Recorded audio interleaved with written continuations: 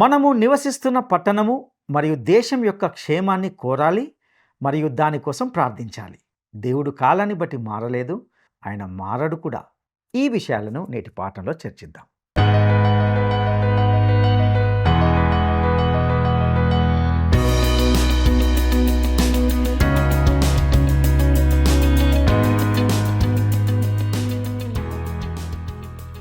ప్రియ మిత్రులందరినీ word రిసౌండ్స్ today పరిచర్య పక్షంగా మరొకసారి ప్రేమధార కార్యక్రమానికి సాదరంగా ఆహ్వానిస్తున్నాం.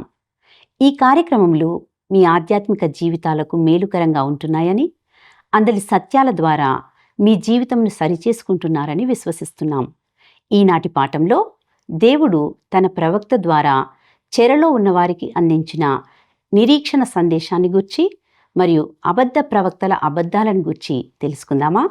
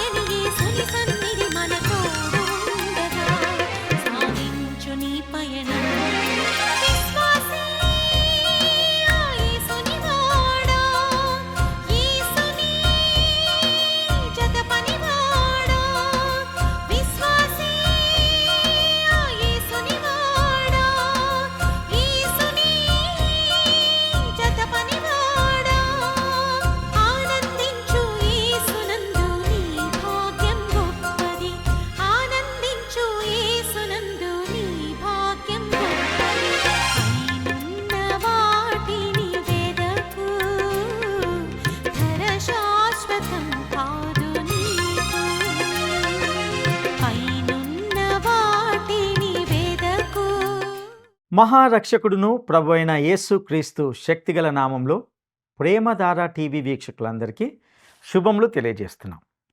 నేటి మన పాఠంలో ఇర్మియా గ్రంథము 29, 30 అధ్యాయాలను ధ్యానించుకోబోతున్నాం. ఇర్మియా గ్రంథము 29వ అధ్యాయము 1 నుండి 3 వచనాలను గమనిద్దాం.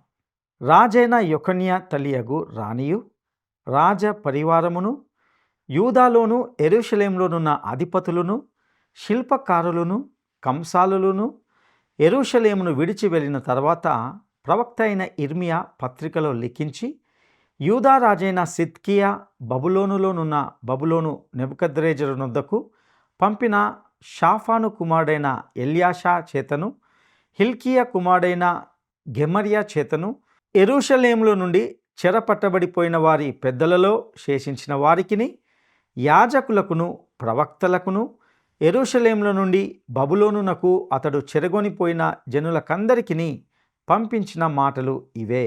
ప్రియులరా, ఇర్మియా గ్రంథము 29వ అధ్యాయంలో యెహోయాకీము రాజుగా ఉన్నప్పుడు చెరలోకి తీసుకువెళ్ళబడిన ప్రజలకు ఇర్మియా రాసిన పత్రంగా లేదా ఉత్తరంగా నమోదు చేయబడింది. ఈ విషయాన్ని 2వ రాజుల గ్రంథము 24వ అధ్యాయము 10 నుండి 16 వచనాల్లో గమనిస్తాం.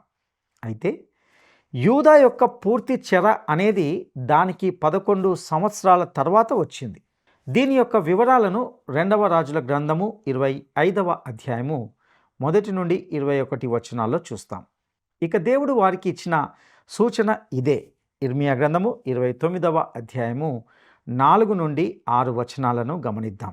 ఇశ్రాయేలు దేవుడును సైన్యములకు అధిపతియగు యెహోవా తన ప్రేరేపణ చేత బబులోనునకు చెర తీసుకొని పోబడిన వారికందరికీ ఈలాగు ఆజ్ఞ ఇచ్చుచున్నాడు. ఇండ్లు కట్టుకొని వాటిలో నివసించుడి, తోటలు నాటి వాటి ఫలములను అనుభవించుడి, పెండ్లిండ్లు చేసుకొని కుమారులను కుమార్తెలను కనుడి. అక్కడ ఏమీయూ మీకు తక్కువ లేకుండా అభివృద్ధి పొందుటకై వారు కుమారులను కుమార్తెలను కనునట్లు మీ కుమారులకు పెండ్లిండ్లు చేయుడి, మీ కుమార్తెలకు పురుషులను సంపాదించుడి. ప్రియులారా, ఇక్కడ దేవుడు అంటున్నాడు, బబులోనులోనే మీరు స్థిరపడండి.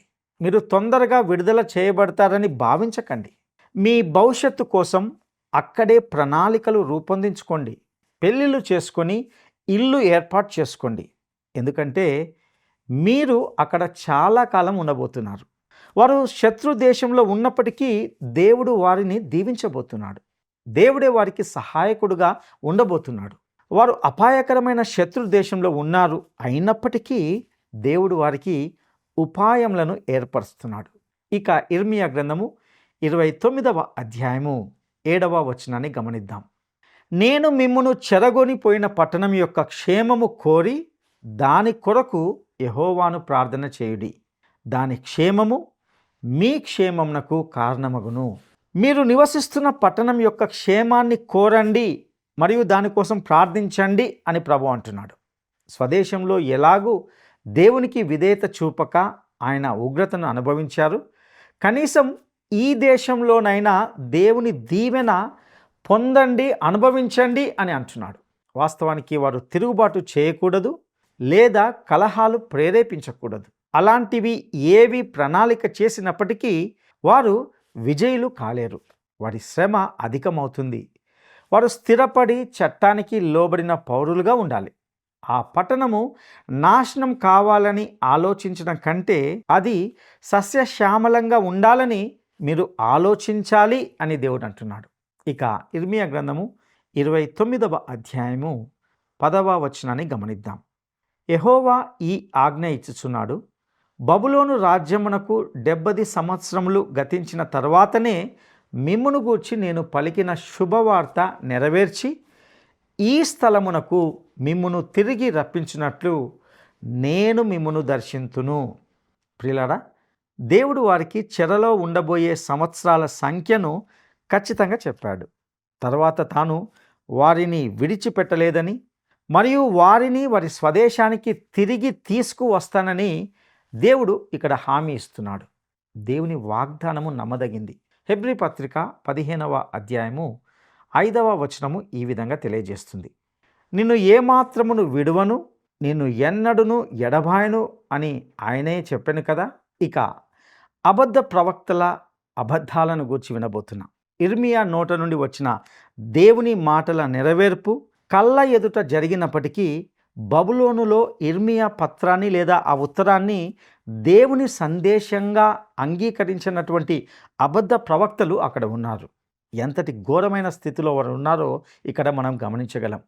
అంతేకాకుండా వారు యెరూషలేమునకు ఉత్తరాలు వ్రాస్తూ దేవుడు కొత్త యాజకుణ్ణి నియమించాడని మరియు ఇర్మియాను నిశ్శబ్దం చేయాలని పట్టుబట్టారు. ఇక ఇర్మియా గ్రంథము 29వ అధ్యాయము 30 నుండి 32 వచనాలని గమనిద్దాం. అంతటా యెహోవా వాక్కు ఇర్మియాకు ప్రత్యక్షమై ఈలాగు సెలవిచ్చెను. చెరలోనున్న వారికందరికీ నీవు పంపవలసిన వర్తమానము ఏమనగా, యెహోవా నెహెలామీయుడైన షెమయాను గూర్చి ఈలాగు సెలవిచ్చుచున్నాడు. నేను అతని పంపకపోయినను షెమయ మీకు ప్రవచించుచు అబద్ధపు మాటలను నమ్మునట్లు చేసెను గనుక యెహోవా ఈలాగు సెలవిచ్చుచున్నాడు. నెహెలామీయుడైన షెమయ యెహోవా మీద తిరుగుబాటు చేయదమని చాటించెను గనుక అతనిని అతని సంతానమును నేను శిక్షించుచున్నాను. ఈ జనులలో కాపురముండు వాడొకడును అతనికి మిగిలియుండడు. నా ప్రజలకు నేను చేయు మేలును అతడు చూడడు. ఇదే యెహోవా వాక్కు. వాస్తవానికి దేవుడు ఈ అబద్ధ ప్రవక్తల మీద తీర్పు ప్రకటించాడు. దేవుడు చరిత్రలో అత్యంత ప్రభావవంతంగా మాట్లాడాడు. యూదా ప్రజలకు తన పాపాల కారణంగానే ఈ ఆపదలు వస్తున్నాయని ఆయన వారికి తెలియజేశాడు. ఆయన ఎప్పుడూ పాపాన్ని శిక్షిస్తాడు. దేవుడు మారలేదు, ఆయన మారడు కూడా. అనేక మంది క్రైస్తవులు నూతన నిబంధనలోని దేవుడు వేరు, పాత నిబంధనలోని దేవుడు వేరు అని అనుకుంటారు. ఆయన అదే దేవుడు. ఆయన ఒక్క రవ్వంత అయినా కూడా మారలేదు. ఆయన వృద్ధుడు కాలేదు. ఆయన క్రొత్తగా ఏమీ నేర్చుకోలేదు. ఆయన అదే దేవుడు, మారని దేవుడు. దేవుడు చరిత్రలో మాత్రమే కాకుండా తన వాక్యంలో కూడా మాట్లాడాడు. సీమోను పేతురు ఇలా అంటున్నాడు. పేతురు రాసిన 2వ పత్రిక 1వ అధ్యాయము 20వ వచనము. ఒకడు తన ఊహను బట్టి చెప్పుట వలన లేఖనములో ఏ ప్రవచనమును పుట్టదని మొదట గ్రహించుకొనవలెను. ఇక్కడ మొదట గ్రహించుకొనవలెను, ఇది ప్రాథమికమైన విషయం. మనము మొదటి తరగతిలోనే నేర్చుకోవాల్సిన పాఠం. ఈ వాక్యాన్ని 2 తప్పుడు మార్గాల్లో అర్థం చేసుకునే అవకాశం ఉంది. మొదటగా, ప్రవచనాలను అధ్యయనం చేసేటప్పుడు మీరు ప్రవచనాల సమగ్రతను పరిగణించాలి. ఒక ప్రవచనాన్ని విడిగా తీసుకొని ఇతర ప్రవచనాలను విస్మరించి అధ్యయనం చేయకూడదు. ఇది సరైన పద్ధతి కాదు. కానీ ఈ వచనం దాని గురించి బోధించడం లేదు. అయితే రెండవదిగా, కొందరు మీకు ప్రవచనాలను స్వయంగా వివరించే హక్కు లేదని అంటారు. ఇది మొదటి సవరణ అయిన నా స్వేచ్ఛను మాత్రమే కాదు, దేవుడు నాకు ఇచ్చిన స్వేచ్ఛను కూడా కొట్టివేస్తుంది. ఇక్కడ పేతురు దీనిని గురించి చెప్పడం లేదు. ఆయన దేవుని ప్రత్యక్షత యొక్క అంతిమ ఫలితం గురించి మాట్లాడుతున్నది కాదు.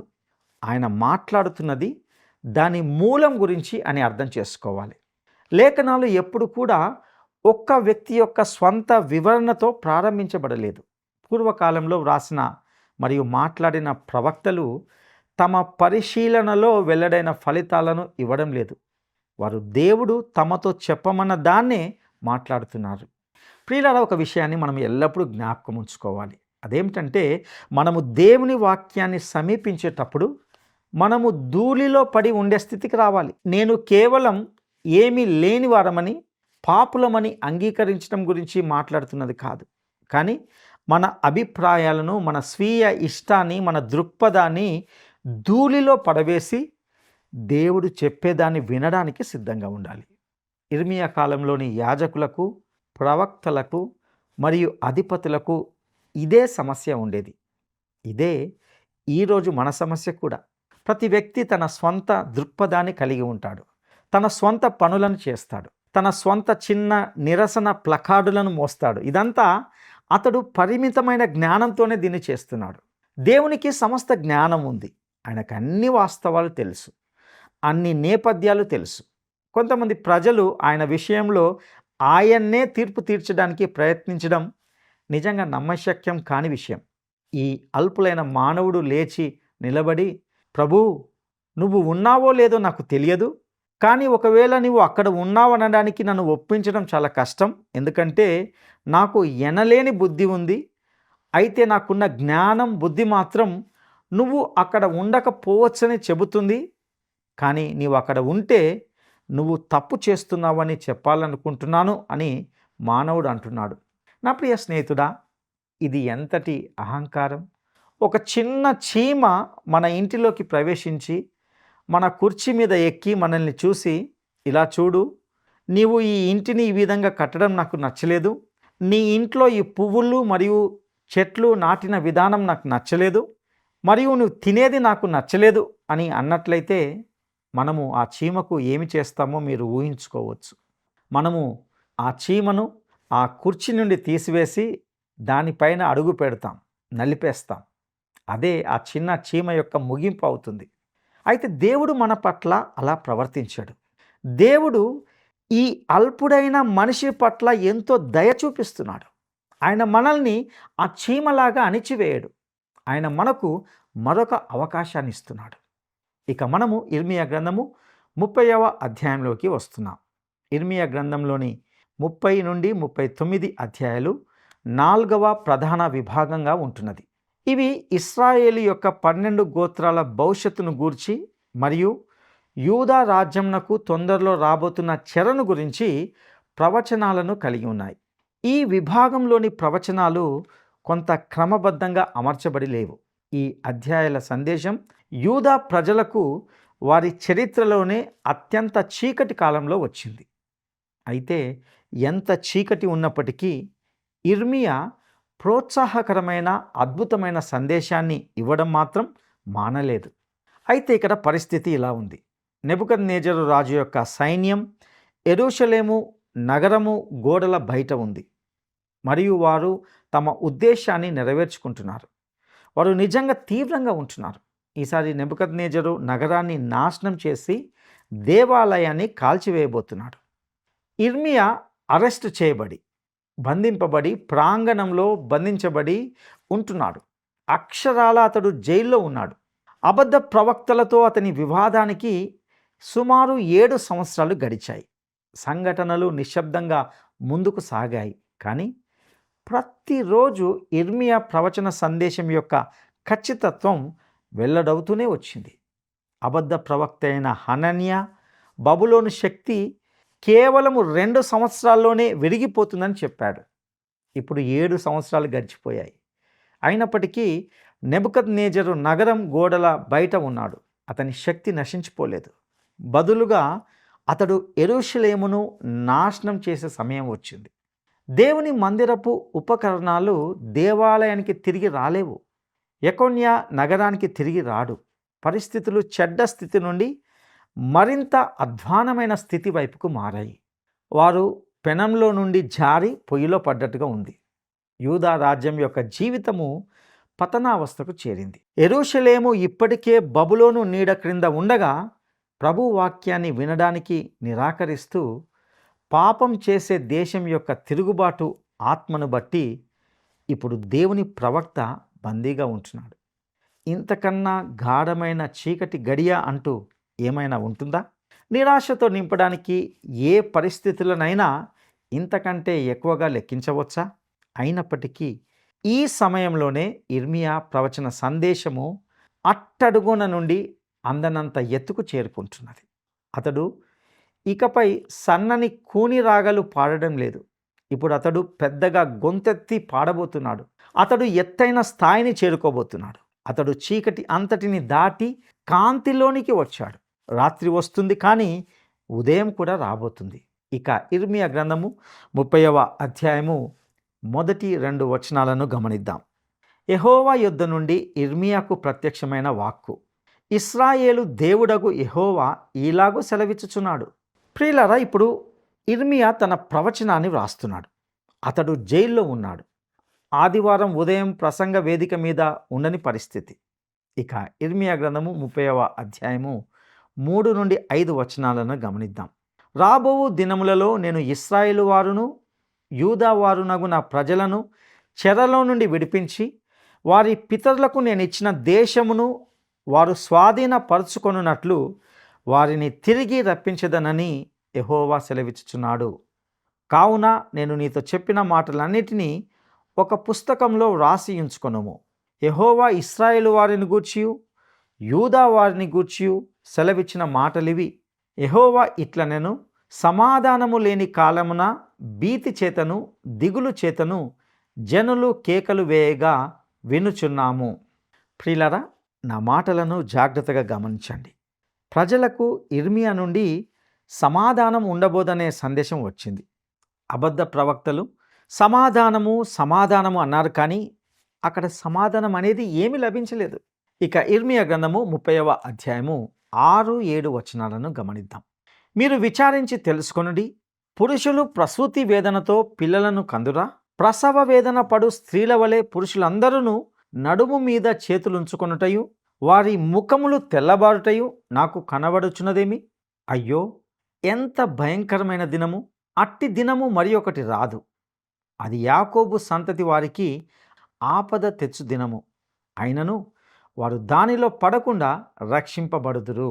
ఇక్కడ ఇర్మియా ప్రవక్త ప్రభు గొప్ప దినం రాబోతున్నట్టు చూశాడు. ప్రభు దినమును గూర్చి యెషయా ప్రవక్తతో పాటు ఇతర ప్రవక్తలు కూడా మాట్లాడారు. అది చీకటిని పోలి ఉంటుందని, వెలుగును ఎంత మాత్రంను పోలి ఉండదని వారు అన్నారు. ప్రజలు మహాశ్రమల కాలం అనే అంధకారం గుండా వెళ్ళాల్సి ఉంటుంది. తర్వాత వారు పగటి వెలుగును చూస్తారు. వాటి విషయమే ప్రభు ఇలా అంటున్నాడు, మీరు ఇంకా ఏమీ చూడలేదు. మహాశ్రమల కాలం మీరు ఇప్పుడు అనుభవిస్తున్న దానికంటే చాలా ఘోరంగా ఉంటుంది. ఇక రాబోయే రాజ్యాన్ని గురించి తెలుసుకుందాం. ఇర్మియా గ్రంథము 30వ అధ్యాయము 8-9 వచనాలు. సైన్యములకు అధిపతియగు యెహోవా ఈలాగు సెలవిచ్చుచున్నాడు, నీకున్న కాడి నీ మెడ మీద నుండకుండా ఆ దినమున నేను దాన్ని విరిచి నీ కట్లను తెంపెదను. ఇకను అన్యులు యాకోబు సంతతి వారి చేత దాస్యము చేయించుకొనరు, కానీ వారు తమ దేవుడైన యెహోవానగు నేను వారి మీద రాజుగా నియమించు దావీదును సేవించుదురు. ప్రియులారా, దేవుని బిడ్డలకు సంబంధించి ఒక చక్కటి మాటను వింటాం. అదేమిటంటే, ఆ భయంకరమైన కష్టకాలం నుండి ఇశ్రాయేలు ప్రజలు తమ దేశానికి తిరిగి వస్తారు. దావీదు మృతుల్లో నుండి లేపబడతాడు మరియు వారు రాజ్య యుగంలోకి ప్రవేశించేటప్పుడు వారిపై పరిపాలిస్తాడు. ఇక ఇర్మియా గ్రంథము 30వ అధ్యాయము 18వ వచనాన్ని గమనిద్దాం. యెహోవా ఈ మాట సెలవిచ్చుచున్నాడు, యాకోబు నివాస స్థలములను కరుణించి వాని గుడారములను నేను చెరలో నుండి రప్పింతును. అప్పుడు పట్టణము దాని కొండ మీద కట్టబడును, నగరియు యథాప్రకారంగా నివాసులు గలదగను. అవును ప్రియులారా, ఇది ప్రభు యొక్క నిశ్చయమైన వాగ్దానం. ఇంతకీ ఈ విషయాలు ఎప్పుడు జరుగుతాయి? ఒకసారి ఇర్మియా గ్రంథము 30వ అధ్యాయము 24వ వచనాన్ని గమనిద్దాం. తన కార్యము ముగించు వరకు, తన హృదయాలోచనలు నెరవేర్చు వరకు యెహోవా కోపాగ్ని చల్లారదు. అంత్య దినములలో మీరు ఈ సంగతిని గ్రహింతురు. ఈ వచనంలో అంత్య దినములలో అనగా ఇది భవిష్యత్తులో నెరవేరాల్సిన ప్రవచనంగా ఉంటుంది. ఇది రాజ్య యుగాన్ని సూచిస్తుంది. ఇది ప్రస్తుతం ఉంటున్న మన యుగములో కూడా ఇంకా భవిష్యత్తునే సూచిస్తుంది. ప్రియ సహోదరుడా, సహోదరి, ఇర్మియా కాలంలోని పరిస్థితులే నేడు కూడా ఉంటున్నాయి. ఇందలి విషయాల ద్వారా దేవుడు తప్పకుండా మీతో వ్యక్తిగతంగా మాట్లాడుచున్నాడని తలస్తున్నాం. దేవుడు తన వాక్యము ద్వారా నేను హెచ్చరిస్తున్నప్పుడు ఆయన వాక్యానికి లోబడుచున్నావా? ఆయన వైపు తిరిగి ఆయన కృపను పొందుకున్నావా? అట్టి కృప దేవుడు మీకు దయచేయునుగాక. దైవాశీస్సులు.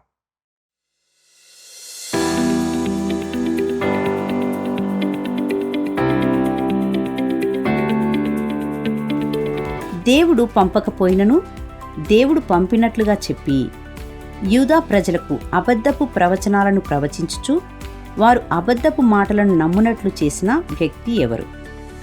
దేవుడు పంపకపోయినను దేవుడు పంపినట్లుగా చెప్పి యూదా ప్రజలకు అబద్ధపు ప్రవచనాలను ప్రవచించుచు వారు అబద్ధపు మాటలను నమ్మునట్లు చేసిన వ్యక్తి ఎవరు? 1 షెమయా, 2 షాఫాను, 3 గెదెల్యా. నేటి ఈ కార్యక్రమం మీ జీవితాలకు మేలుకరంగా, ఆశీర్వాదకరంగా ఉందని, ఇందులోని సత్యాలు మీ ఆధ్యాత్మిక జీవితాలకు సహాయకరంగా ఉన్నాయని నమ్ముతున్నాం. ముఖ్యంగా ఇర్మియా గ్రంథం యొక్క క్రమబద్ధమైన అధ్యయనాలకు సంబంధించి ఏవైనా ప్రశ్నలు కానీ లేదా సందేహాలు కానీ లేక ప్రార్థనా మనవులు కానీ ఉంటే స్క్రీన్ మీద ఇవ్వబడిన ఫోన్ నంబర్ ద్వారా మమ్మల్ని సంప్రదించగలరని ఆశిస్తున్నాం. దేవుని హస్తం మీకు తోడయండి నడిపించునుగాక. ఈ కార్యక్రమం మీకు నచ్చిందా? అయితే వెంటనే మిస్డ్ కాల్ ఇవ్వండి. బహుమతి పొందే విజేత మీరే కావచ్చు.